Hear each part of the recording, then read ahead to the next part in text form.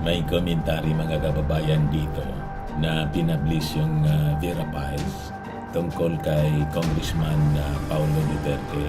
Ano yan, Mr. Maravillas? Ito.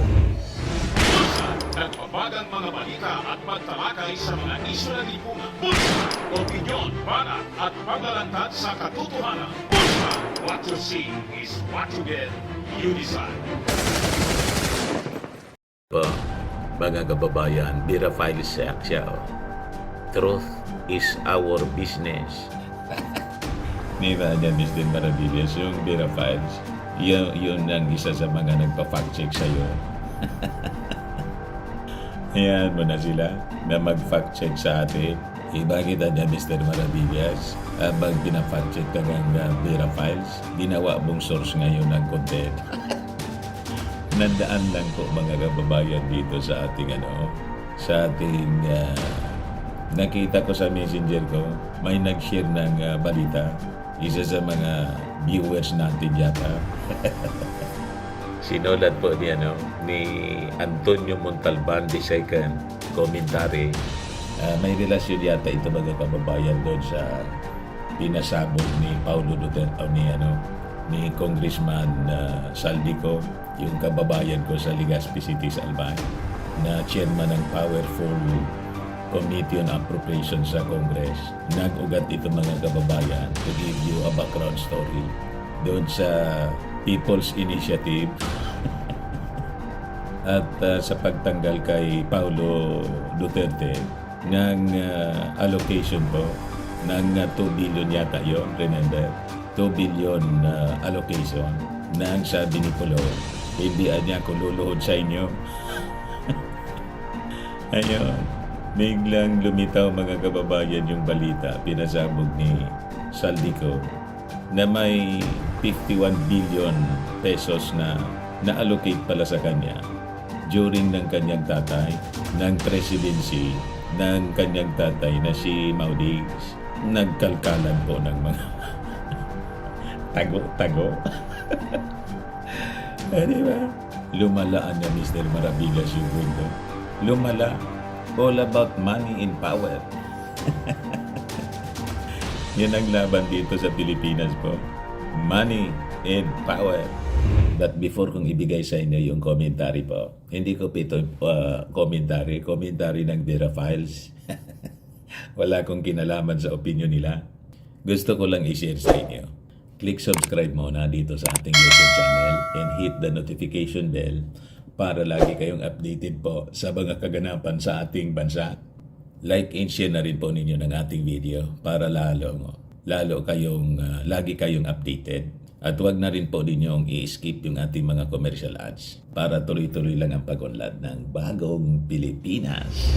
Ito po yung commentary galing sa Vera Files. Bakit kaya niya Mr. Maravillas sinabing is it the end of Paulo Duterte? Tingnan natin kung anong sinasabi rito po. It is a dramatic scene we are now familiar with. Paulo Duterte was fuming mad when the House stripped him of 2 billion pesos in funds for his district. Ito yung una po, pinag-ugatan po. He was left with a measly, in his own words, 500 million pesos. 500 million na niya, Mr. Maravillas. Ang term ni Pulong, measly, naliitan masyado. Matindihan niya. Nasanay po sa malaking si Inday nga po mga kababayan, 125 million. Nilunok ng 11 days. At nang mayor pa siya mga kababayan sa Davao, billion pala yung confidential funds sa buong term niya. Mas malaki pa sa Manila at saka Quezon City, malalaking syudad. Talagaan niya Mr. Maravillas, spoiled na humawak ng kwarta ng bayan. Gumastos ng perang hindi siya kanila. Naliitan po. So sabi rito, how do the Dutertes know when public funds become measly? Let us count the ways. In January 2018, after Paulo had resigned as vice mayor of Davao City, that preceding December, there were 5 docketed cases against him in the Ombudsman. 2 were for graft cases that were criminal in nature, 2 were administrative, and 1 for ill-gotten wealth. Ang nagsulat po ng komentary, hindi po ako Vera Files, mahilig sila sa research. Yan po, Vera Files ang nagsulat po. Gayahin ko si Maudigs, Poncio Pilato po, hugas kamay. Vera Files po Vera Files, hindi ako po. Nagbabasa lang po ako. May ill-gotten wealth case pala, mga kababayan. Notice that of 5, 3 had to do with public money, and that was not all. One of these was a preliminary investigation on Paulo's statement of assets, liabilities, and net worth. But this was 2018, when the president was Paulo's father. The father had boasted that he would kill his son if he would be found guilty of corruption. The Duterte presidency was under a Machiavellian climate of fear. Did we really expect all the 5 docketed cases against Paulo Duterte and the Ombudsman to prosper? Hell no. That was only for fantasy tales. Rodrigo Duterte, of course, did not kill his son. Those are just part of his monotonous boast to bolster his cleansed fist image. It remains just that, image. But the indelible mark was made. The Dutertes get away with the law because they are the law. Hindi pa ako nagsulat niyan. Vera Files po. Hugas kamay uli. Like of all his siblings, Paulo Duterte is heir not just to the dysfunctionality of the Duterte clan he was born into. He inherited his favored political status through the grotesque politics of his father. He was raised to flaunt arrogance. He was accustomed to see ordinary citizens cower in fear at his presence. Money was a commodity to silence the truth. No one must talk but against a Duterte and reveal their secret side. Ganon mga kababayan. Kaya po, huwag na kayo magtaka kung bakit sinabi ni Pulong, hindi niya ako luluhod sa piking Panginoon. When he resigned as Vice Mayor, Paulo appealed to the masses that believe the Dutertes are for real in public service. He said he would retire from politics in 2019, the year of the midterm elections. Halfway into his father's bloody reign, I will going back to farming. I am planning to retire, he said. Did he? Humility is not a trait of traditional politicians in the Philippines. Like father, like son, siyempre. Baligtad yung mga sinasabi. Pag sinabing magre-retire, tuloy ang politika. Congressman na po siya ngayon. O, diba? In 2019, when Paulo won as representative of Davao City's 1st District to the House, he announced he would run as House Speaker. His father was President. Yet, delicadeza was never discussed of a power monopoly in the hands of the Dutertes.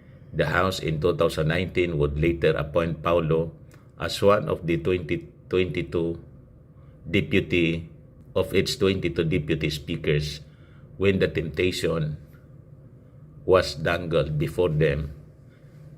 Each would receive 1.5 billion pesos in pork barrel. It was eventually dropped when the plan was discovered in the Senate. But what stopped and considered the ridiculous inflation of having 22 deputy speakers? It was for the purpose of getting Paulo support for Alan Peter Cayetano instead of supporting Lord Alan Velasco as Paulo had threatened Cayetano. Ergo, Cayetano made Paulo deputy speaker and with it the pork barrel privileges of one. That explains why Paulo is fuming mad at Martin Romualdez' house tripping him of 2 billion pesos in pork barrel funds. Paulo has been privileged for so long. Now that the Marcos Romualdez clique in government is dead set to demolish the Duterte dynasty, all that Paulo Duterte could do is whine and cuss. There is no one to threaten anymore. Come to think of it, they could have been divested of all their decayed power and privilege since long time ago. It's time to see all Dutertes go. Ayan po mga kababayan ang komentary ng Vera Files. Tingin ninyo, may punto mga kababayan. So wag na kayong magtaka kung bakit umuusok si Pulong.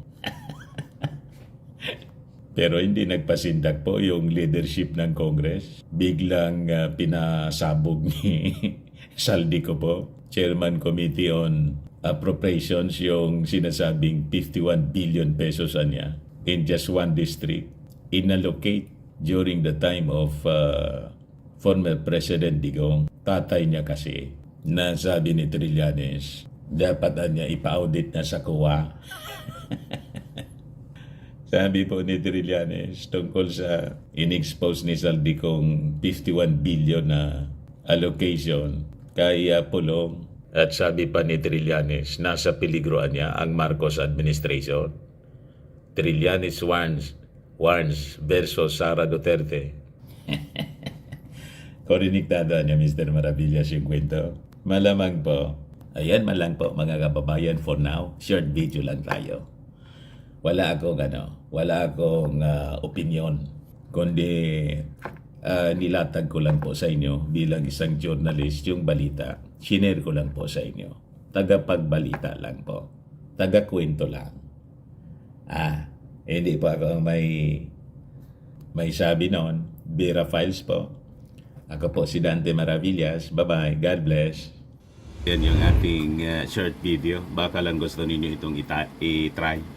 Firmax Firming and Lifting Cream. Pinapahid po sa mga pulses in affected area. Mainam po sa paninigas ng mga kaso-kasoan. Ito naman po, Automax Radiant Serum. Sa mukha naman yung application, anti-aging po siya. You will look 10 years younger than your age. Sa mga cancer patients naman po, baka lang gusto ninyo itong itry. Ning siya Red Mix Fruit Drink. Hindi man po siya gamot, food supplement siya. Kaya lang, gawa siya mga kababayan sa goji berry. Yung goji berry may anti-cancer properties. Ayos po. O yung mga inquiries ninyo, dumiritso na lang kayo sa aming messenger sa Facebook para masagot namin agad. Ako po si Dante Maravillas. Bye-bye po. God bless. Sa mga naghanap po ng Spacious Fitness Gym, malinis and Spacious Fitness Gym, punta lang po kayo sa aming Colossal Fitness Gym. We also offer Grab Car Rental with our brand new 2023 model ng Toyota Innova.